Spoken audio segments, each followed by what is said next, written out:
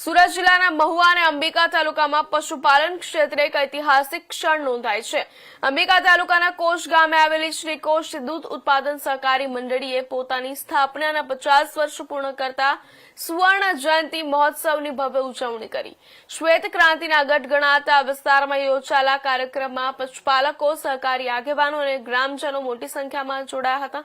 ત્યારે સુમુલ ડેરીના ચેરમેન માનસિંહભાઈ પટેલના અધ્યક્ષ સ્થાને યોજાયેલા મહોત્સવમાં સુરત ડિસ્ટ્રિક્ટ કોઓપરેટિવ બેંકના ડિરેક્ટર બાલુભાઈ પટેલ, સુમુલ ડેરીના માજી ડિરેક્ટર જયેશભાઈ તેમજ ધારાસભ્ય મોહનભાઈ ટોટિયા સહિત આગેવાનો ઉપસ્થિત રહ્યા હતા। દીપ પ્રાગટ્ય સાથે કાર્યક્રમનો શુભારંભ થયો હતો। મંડળીની 50 વર્ષની સફર દરમિયાન પશુપાલકોના આર્થિક વિકાસ અને સહકારી આંદોલનની સિદ્ધિઓને યાદ કરવામાં આવી હતી।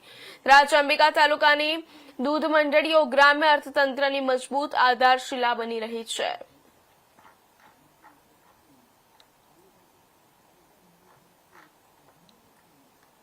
આનંદ થાય છે કે આપણી કોશ દૂધ ઉત્પાદક સહકારી મંડળીના 50 વર્ષ પૂરા થયા છે।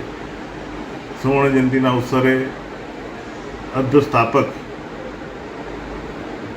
13/7/1976ના દિને ચંદ્રસિંહ અભયસિંહ દેસાઈના માર્ગદર્શન હેઠળ મંડળીની રચના કરવામાં આવેલી અને ત્યારે દૂધનું એક દિવસનું દૈનિક કલેક્શન હતું 65 લીટર અને હાલ આજે મને જણાવતા આનંદ થાય છે કે એ જે બીજ રોપ્યું હતું તે આજે ઘટાદાર વૃક્ષ બનીને બહાર આવ્યું છે અને અત્યારે દૈનિક જે કલેક્શન છે તે 24,300 જેટલું છે। આ વર્ષમાં 50 વર્ષની સફરમાં 3 ડેરીઓ બદલાઈ છે। એમાં પહેલાં મૂળ ઘરે કલેક્શન કરતા હતા, ત્યાર પછી નવું મકાન એમણે લીધું। નવું મકાન પછી જે પૂર્વ સંચાલકો હતા એમણે બીજું એક મકાન બનાવ્યું। હાલમાં સ્વર્ગસ્થ દયાભાઈ સુધીભાઈ પટેલે આ જગ્યાને નવું મકાન બનાવીને આપ્યું અને એમના થકી એમના વ્યવસ્થિત સંચાલનથી આજે આ મંડળીને એક નવું સુવ્યવસ્થિત ટેકનોલોજી સજ્જ મકાન મળ્યું છે। એમાં આપણી મંડળી દૂધ મંડળીને સ્ટોરેજ માટે 5,000ની 4 ટાંકીઓ અને 10,000ની 1 ટાંકી એમ કુલ 5 ટાંકીઓનું BCU પ્લાન્ટ છે।